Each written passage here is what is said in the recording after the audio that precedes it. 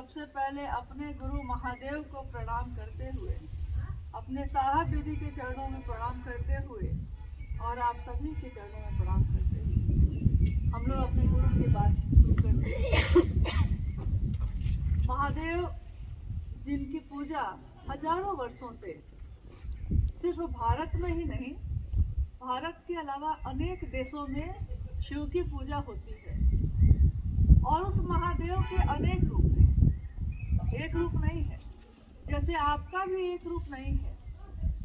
आप एक महिला हैं, लेकिन आप किसी की पत्नी, किसी की बेटी, किसी की मित्र, किसी की कुछ है ना। एक ही आप होते हुए एक ही समय में अनेक रूप होते हैं हम सबों के भी। उस शिव के भी अनेक रूप हैं और महादेव के अलग अलग रूपों की पूजा भारतवर्ष में और भारत के अलावा अन्य देशों में भी हजारों वर्षों से होती आई है। कहा जाता है कि एक समय ऐसा था जब ये दुनिया नहीं थी, ये सृष्टि नहीं थी, और इस सृष्टि की इच्छा की महादेव ने इच्छा की, एको हम बहुश्याम, मैं एक से अनेक हो जाऊं, एक महादेव से अनेक हो जाऊं, ऐसी इच्छा उनके मन में उत्पन्न हुई। और उनकी इस इच्छा के कारण जहाँ महाशून्य था, कहीं कुछ नहीं था, महाशून्य में एक ध्वनि उत्पन्न हुआ और उनकी इच्छा के अनुसार ये दुनिया बनी। ध्वनि जो उत्पन्न हुई, वो ध्वनि सुनाई जो दी, उसकी ध्वनि ऐसी थी जैसे आ ऊ मा, यानी ओम जिसको हम कहते हैं। शिव की इच्छा और दुनिया के बनने के बीच में जो ध्वनि हुई वो ओम। और जब ये दुनिया बन गई, साहब हरिंद्रनाथ जी ने बताया कि ये दुनिया जब बनी तो वही ओम जो ध्वनि के रूप में था, शब्द रूप में सबसे पहले आकाश बना, तो उस आकाश में शब्द रूप में नमः शिवाय प्रकट हुआ। नमः शिवाय यानी धरती ने, इस दुनिया ने उस शिव को झुककर प्रणाम किया, क्योंकि जिससे हम पैदा होते हैं हमारा मन उसके लिए पहले प्रणाम करता है। और उस समय से, दुनिया के प्रारंभ होने के समय से महादेव की पूजा इस धरती पे अनेक रूपों में हुई। कभी उनको रुद्र के रूप में कहा गया। पशुओं के भी अधिपति, पशुओं के भी ईश्वर कौन है, तो कहा गया कि वो महादेव है। और महाकाल के रूप में भी जिसको कहा गया, यानी काल पे भी जिसका नियंत्रण है। जैसे ही कोई चीज बनती है और वो रहती है और फिर वो टूट जाती है, ये दुनिया भी पैदा हुई, रहेगी और एक दिन इस दुनिया का भी संहार होगा। हम भी पैदा होते हैं, हमारा भी एक जीवन होता है और हमारे जीवन के साथ, मृत्यु के साथ इस जीवन का यानी इस दुनिया में जो भी चीज पैदा होगी उसका एक जीवन है। उस जीवन के चलने तक वो रहेगी, चलेगी और एक दिन खत्म होगी। तो ये दुनिया यानी जैसे ही कोई चीज बनती है, काल लागू होता है। जैसे ही हम एक चीज, ये दीवार बनाएंगे, तो इस दीवार का मैन्युफैक्चरिंग डेट यानी किस डेट में ये बना, ये तिथि लिख दी जाती है। जैसे हमारा जन्म होता है तो तिथि होती है कि जन्म किस तारीख को हुई और मृत्यु किस तारीख को हुई, यानी काल लागू हुआ, समय लागू हुआ। तो काल पे भी जिसका नियंत्रण है, कहा गया कि वो कौन है, तो वो महाकाल है, यानी शिव। अभी आप देखते होंगे, सुनते होंगे कि हर जगह पे योग की प्रधानता हो गई है। योग यानी योग का अर्थ होता है ईश्वर से ऐक्य सुनिश्चित करना, ईश्वर से मिल जाना। जीवन में, शरीर में रहते हुए हम कैसे ईश्वर से मिल सकते हैं, इसके बारे में। योगियों के भी ईश्वर कौन है? महादेव, यानी महायोगेश्वर, उन्हीं को कहा गया। एक ही शिव है, लेकिन उनके अनेक रूप हैं, अलग अलग रूप। जो जिस रूप में उनसे जुड़ा, उसी रूप का लाभ उसको प्राप्त हुआ। जैसे आप किसी की बहन है, तो आपके बहन का जो रूप है उसको उसका लाभ मिलता है। आप किसी की पत्नी हैं, तो पत्नी का जो रूप है आपका, उसका लाभ उसको मिलता है। आप मित्र हैं तो मित्र का लाभ उसको मिलता है। उसी तरह महादेव के अनेक रूप हैं, लेकिन महादेव के जिस रूप से जुड़ा उसको उस रूप का लाभ मिला।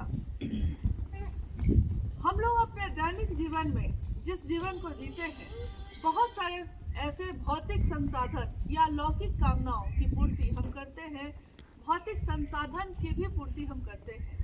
लेकिन अगर हमारे पास बहुत संपत्ति हो जाए और उस संपत्ति को संभालने का ज्ञान नहीं होगा तो क्या होता है? बहुत पैसा आया मेरे पास, लेकिन हमको पैसा कैसे रखा जाता है, कैसे खर्च करके बचाया जाता है, इसका ज्ञान नहीं है। नतीजा होता है कि सब खत्म हो जाता है, आप उसको ठीक से नहीं चला पाते। एक छोटी सी दुकान हम खोलते हैं, लेकिन अगर उस दुकान को चलाने का ज्ञान नहीं है तो फिर वो दुकान हम नहीं चला पाते हैं।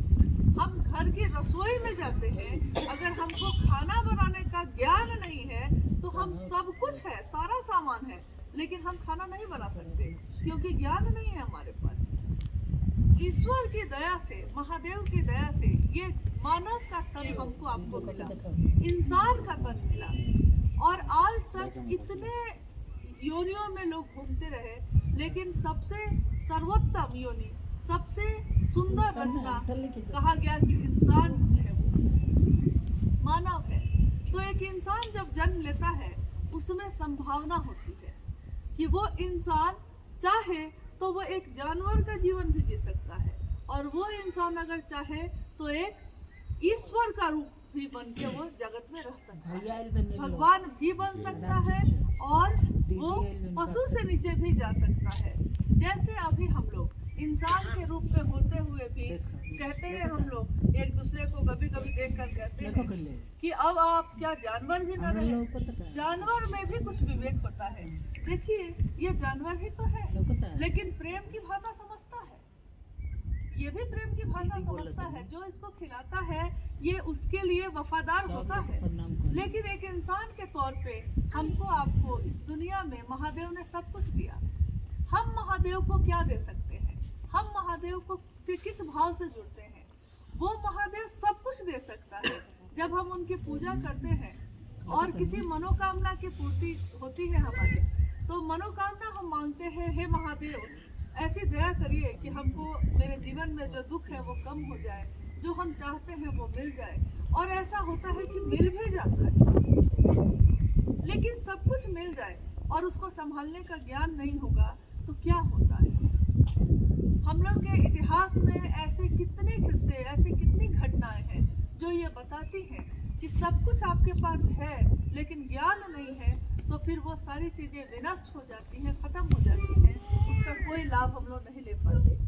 वो महादेव का एक रूप, जैसे उनके अनेक रूप हैं, उसी महादेव का एक रूप है आदि गुरु का। आदि गुरु शिव, विश्व गुरु शिव, जगत के गुरु शिव। जगत का गुरु यानी जगत में रहने वाला कोई भी व्यक्ति, चाहे वो शाकाहारी हो या मांसाहारी हो, चाहे वो किसी भी जाति या धर्म का हो, चाहे वो पुरुष हो या स्त्री हो, चाहे वो कुछ भी हो, लेकिन वो जैसा है वैसे ही उस शिव को अपना गुरु बना सकता है, क्योंकि वो जगत के गुरु है। जगत का गुरु ये नहीं कह सकता कि आप ये छोड़कर आइए तब मैं अपना शिष्य बनाऊंगा, वो नहीं कह सकते। लेकिन जब भी हम किसी शरीरधारी गुरु के पास जाते हैं तो वो पात्रता खोजते हैं। वो कहते हैं कि क्या आप या तो गृहस्थ आश्रम छोड़कर आइए, या मांस मछली छोड़कर आइए, या इस जाति के हैं तब आइए, पवित्र होकर आइए, नहा धोकर आइए, सब कुछ अपनी दुनिया को पीछे छोड़कर मेरे साथ आश्रम पे चलिए या हिमालय पे चलिए। यानी कुछ ना कुछ पात्रता खोजा जाता है। लेकिन एकमात्र महादेव ऐसे हैं जो कोई पात्रता नहीं खोजते। हमारा मन में ये सोचना कि हे शिव आप मेरे गुरु हैं, वो शिव हमको अपना शिष्य स्वीकार करता है। तो जब हम अपने गृहस्थी, अपने दुनिया में रहते हुए उस शिव को अपना गुरु बना सकते हैं, तो हम क्यों नहीं सीधे उस शिव को अपना गुरु बनाते हैं? ये शिव को गुरु बनाने की परंपरा जो है वो कोई नई नहीं है। शिव के अनेक शिष्य हुए हैं, अनेक शिष्य, जिसमें कुछ लोग ऐसे हुए जो स्वराम धन्य हुए, यानी दुनिया में के लोगों ने उनकी पूजा की।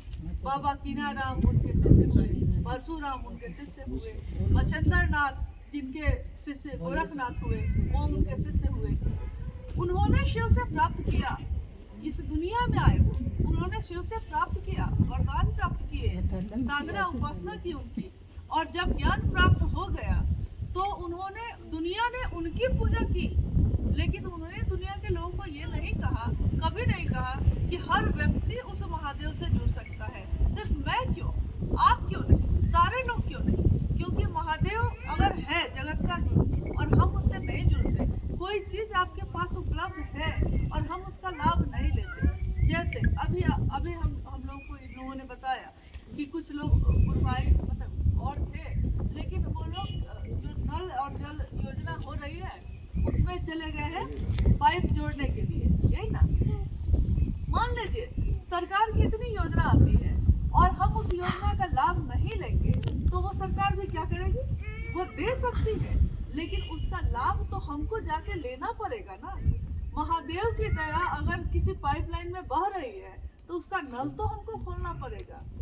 साहब भाईनानंद जी जिनके बारे में अभी जब हम लोग आए तो भाई सोमेंद्र जी आपको तस्वीर दिखा रहे थे। साहब भाईनानंद जी जिनको, जो शिव के शिष्य इस काल में हुए, कलयुग में, वो बिहार राज्य के सिवान जिला है।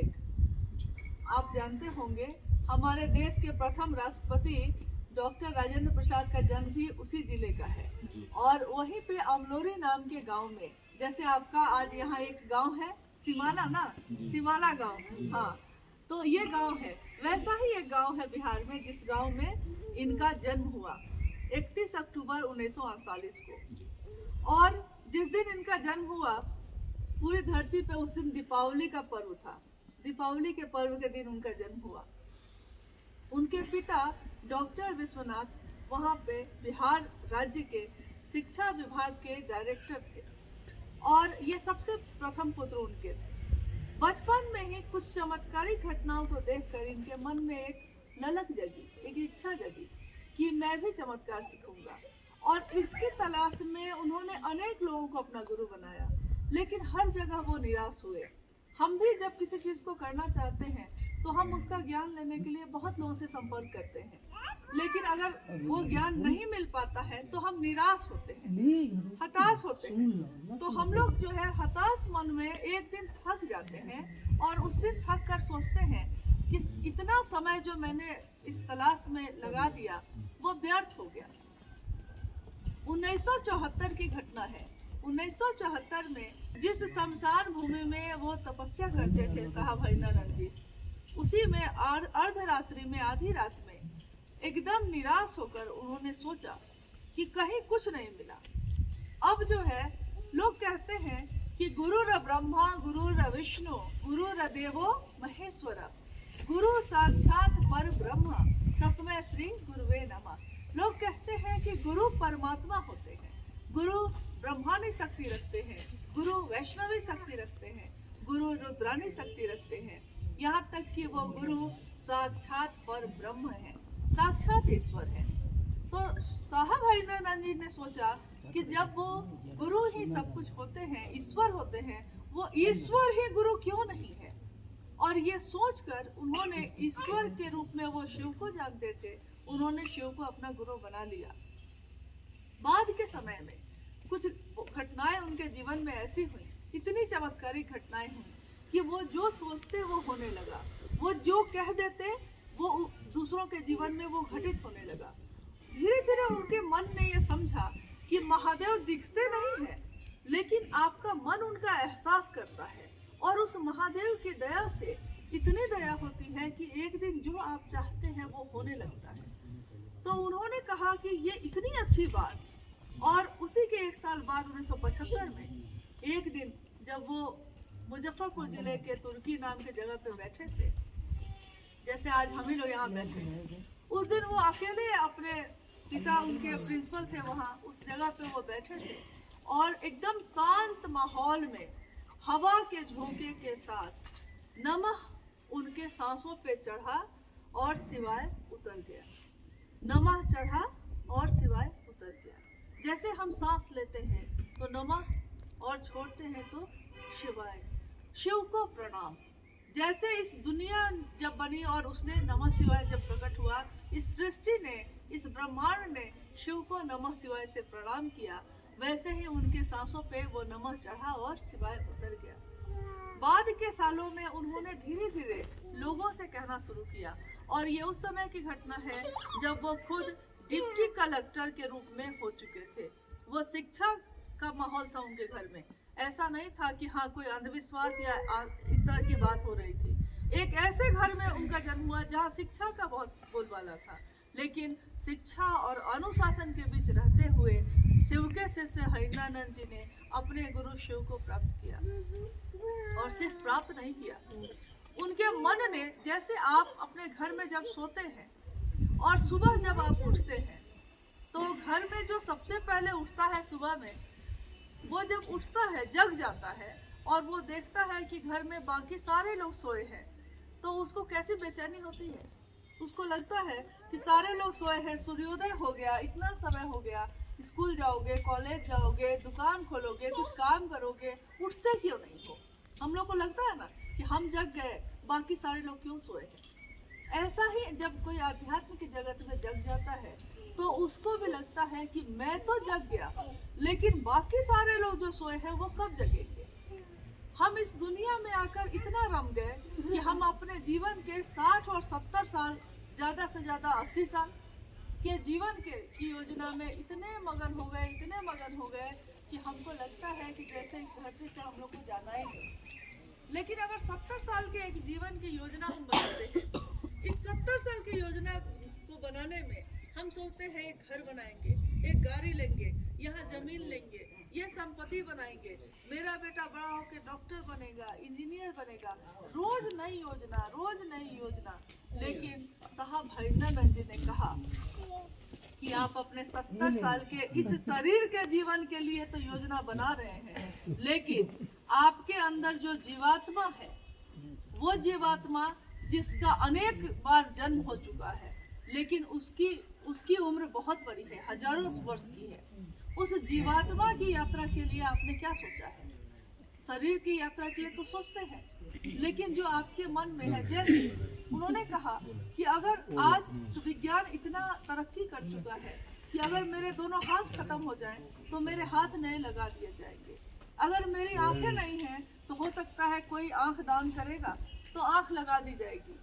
हृदय अगर मेरा काम नहीं कर रहा है, अब दिल तक बदला जाता है, किडनी, लीवर, सब कुछ बदला जाता है।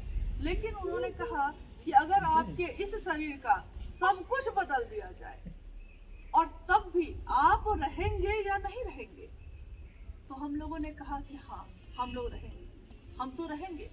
उन्होंने कहा ये हम कौन है, ये मैं कौन है, इसकी तलाश कब करेंगे।